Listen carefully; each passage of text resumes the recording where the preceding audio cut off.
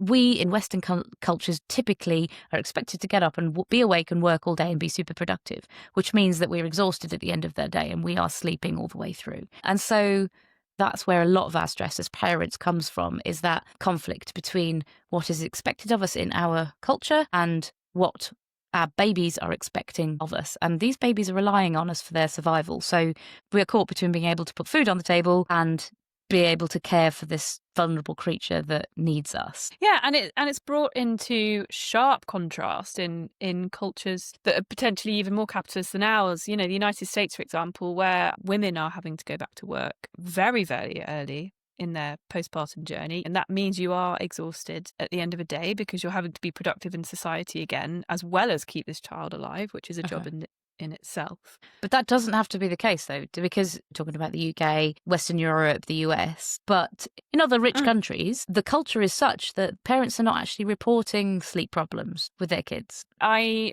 remember reading research where other societies that are not Western but are still, developed, there is not a cultural expectation for a child to sleep through the night. There is not a cultural expectation for a child to sleep independently